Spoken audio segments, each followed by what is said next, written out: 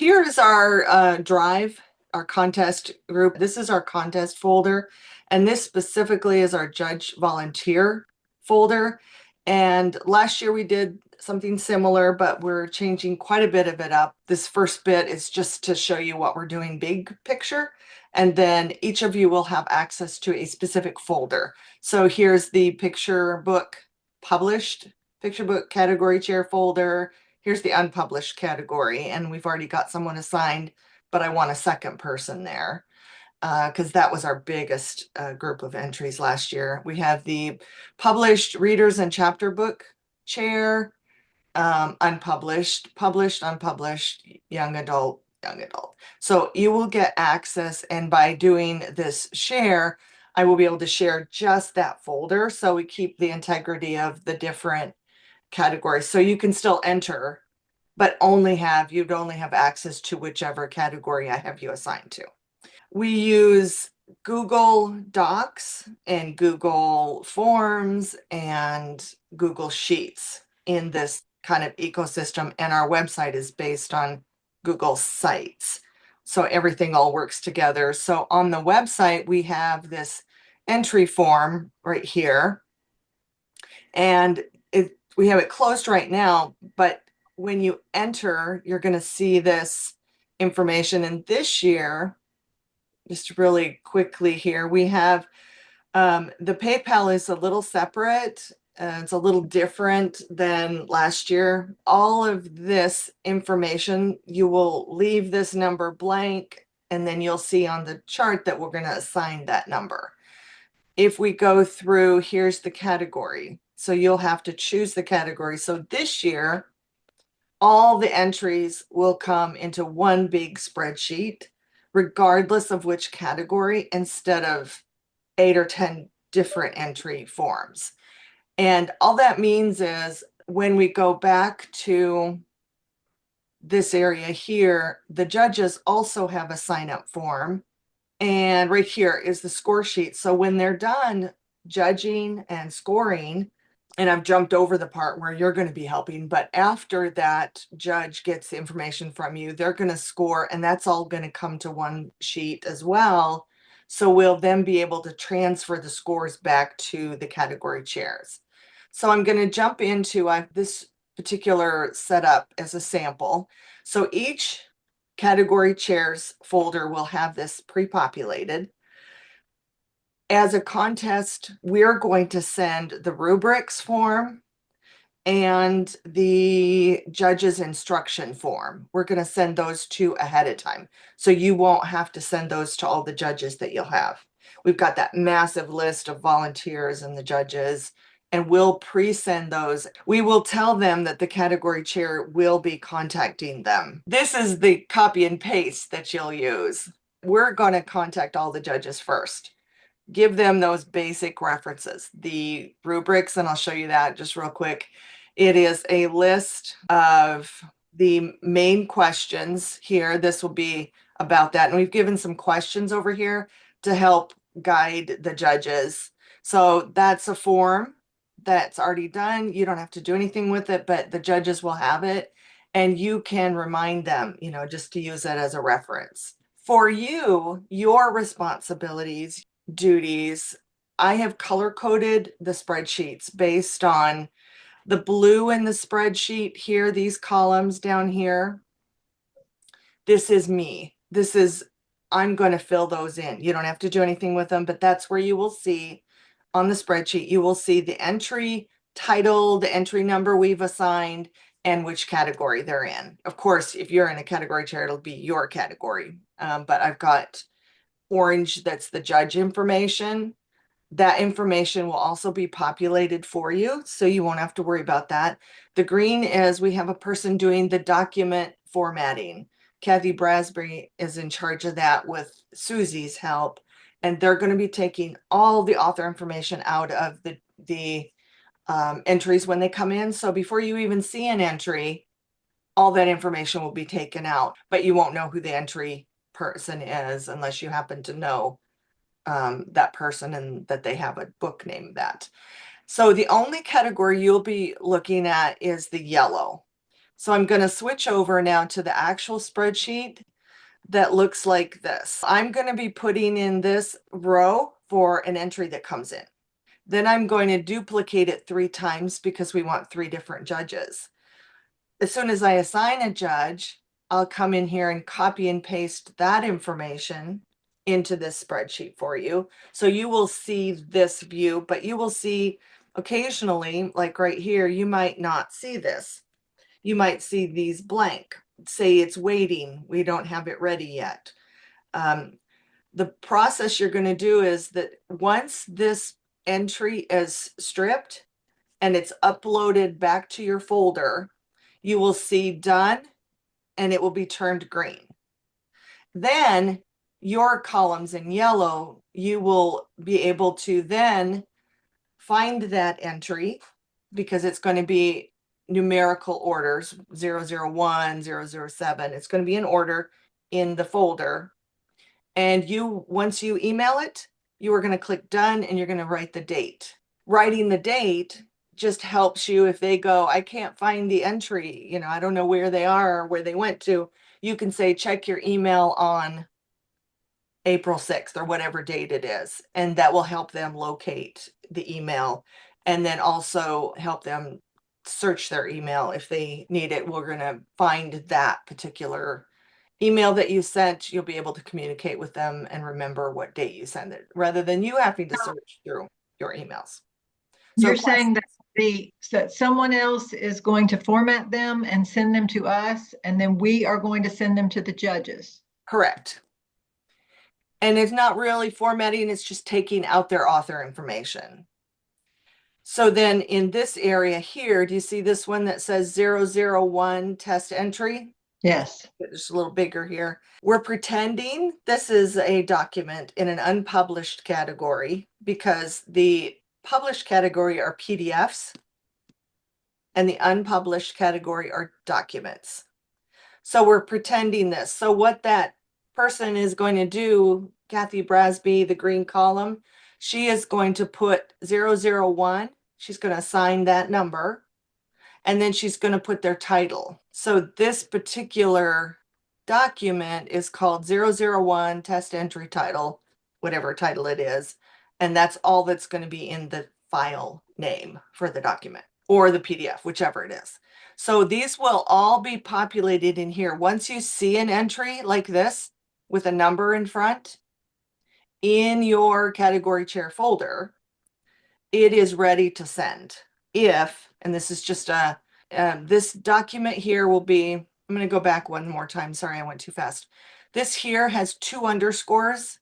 So it's always going to be first in your deck, in your dashboard here, underneath your folder. So this one's always going to be first.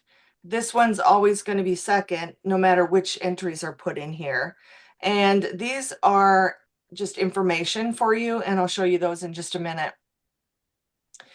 But the entries will then be after all of these documents with the underscore, and they will be in numerical order. They will just keep adding as entries come in, and there's nothing for you to do with these until you see that this says done. When you see a line item that says done, and there's the judge information, then you know, without emailing me, without asking, is it ready yet, all that kind of stuff, you will know because this says done right here, that you will know.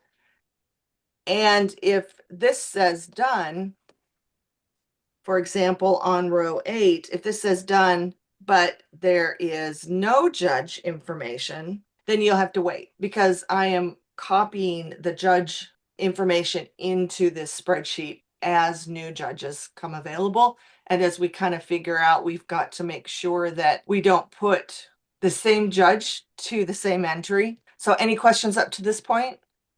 There's only one line for the judges. So, and I heard you say we send to 3 judges. So if you look over here, this is title 001, this is 001, and this is 001. So there are 3 lines for that same book. Okay. So that we can put judge 1, judge 2. The red is this person canceled. This judge decides to cancel, and you won't know that until you email them the entry and they say, oh, sorry, I can't do it. And then you'll come back into your chart and you'll write, and this is the yellow column, you'll write canceled, or the judge knows the author. Okay. Or they have a question that you can't answer and you've had to send me an email. Or you could write, look at email. So this is a way to help me find all the information I need here in this chart without going to hundreds of emails. Because if you can imagine 200 entries times 3, and if everybody would email, even 10% of those would email, it's a huge. We're doing everything in the chart, like comments, notes, all that. Now, it doesn't mean you can't contact me, but it means I'm going to be looking at this every day and I'm going to find these things. And if you say disqualified, like the judge says, I think this should be disqualified. I started reading it and XYZ has qualified. Instead of sending me an email saying, this judge says it's disqualified, you will just do this. Then when I see it, I'm going to turn it blue and say, yep, you're right. And we're going to disqualify it. And my next step will be, I will go and just strike through and I will turn it red. And then you will know, okay, she got it. It's done. Question for you with the are you only going to do doing the reds? So for example, if we say if a judge says I'm canceling, we write canceled. Do you turn it red or do we turn it red for some, or is it always you? If you want to do that and I come in here and I see a line that's red and I will look and for example, if this line is not here, for example, then what I will do is go, oh, I've got another judge. I've got to find another judge. What I will do is just come in here and insert another row and I'll have to copy this and then I'll have to go find a judge. So yes, you can come in here and you can turn them red, but if you just put a line through it or write the word canceled, any number of those things, any of those, I will come in here and I will look in these notes and I will see that's your note because these are your columns. That totally doesn't matter if you went and did them red or I did, doesn't make a difference. The main thing is a note here that says something that will give me the communication.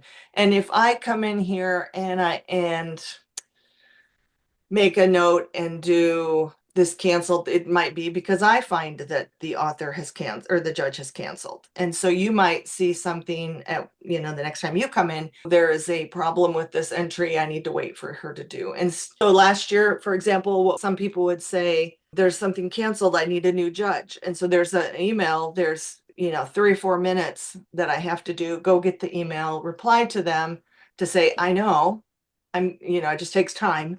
And then maybe they would send 2 or 3 emails that said, I'm still waiting for the judge. And from my perspective, I still know, I know that. I know that I'm still waiting. But this way, hopefully, if we can communicate in here, your responsibility, if there's nothing here, there's no response. You don't have to worry about it. And I might be at the other end of dealing with 8 other categories or 7 other categories and trying to get their information in there. So it could easily be 3, 4, or 5 days before I get a judge put in here during the contest, and it's all good. It's all going to work. At the very end of the contest, there's always a few cancellations at the last minute. As long as this column says done, that's your cue. If you come in here someday and you go, nope, nothing there, you rest and you go, okay, I'm gonna look at tomorrow. If tomorrow there's nothing, you look the next day and then you go, okay, here's one. Now I can do this one and I can send this title and I can write done and the date I email them and you're done. And that entry, once it's sent, if a judge emails you back and says any of these things, if you've done and you've done this, you're just going to change this. You're going to still leave the email if they cancel, and then you're going to write canceled, whatever it is there. And then when I see it, I can come back in here and change it blue or do the red line. The other thing that you might, at the very end of the contest, we might have a judge that still hasn't sent in their score sheet. And if it's the last 4 or 5 days of the contest, we're going to send a reminder email. And that will be something you do as well. And the reason I don't have the column turned yellow is that we're going to be putting the dates that we receive them, so you'll know. So this email is already pre-done. You just have to copy and paste it. So in 2 minutes, I'm going to go through here and I'm going to show you how to do it. So you're going to download this, right, like this, 3 dots, download. It goes to my downloads. Okay, it's that quick or fairly quick. Here's the document. What I would suggest is that you create a entry folder and that you put these entries in here. And I'm going to say replace because I did this as a demo before. So that entry is now in a folder that's contest. You could write ACFW KidLit entries, whatever you want. This is the email to attach. So I go in here and I copy all of this, Command A, copy, and I've got that already downloaded. Then I go to my email. I put that copy of the email right here, right? So it's there. You don't have to think up the email. You don't have extra work. It's just copy and pasting from that email. And then you will be changing that to your name. And just a reminder, we're going to have one more training. So like all of this is like overwhelming. We're going to do this once more and practice it. So what you're going to do then next is you're going to go back to that chart. You're going to grab the email, copy it, and put it, that's who you're going to send it to. And you're going to just copy this subject, whatever subject, right there, judging assignment. And then you might put 001 to help them out, to know that this is the first entry. And then you will send it. So that is the extent of your job. And then you'll come back here and say done, and you'll put the date that you sent that email. So that took about 1.5 to 2 minutes. It'll take you a little bit to figure that's the workflow and as you go, but that's your time commitment per entry. So it's, you know, even if you took 3 or 4 minutes per entry, that is your responsibility. Do you guys have any questions before we get booted out? And if you say, yes, I can do this, we're going to have one more training and I'm sending out an email today. So once the judging comments come in, we don't do anything with the Nope. judging comments. That's Nope. all you guys? Yep.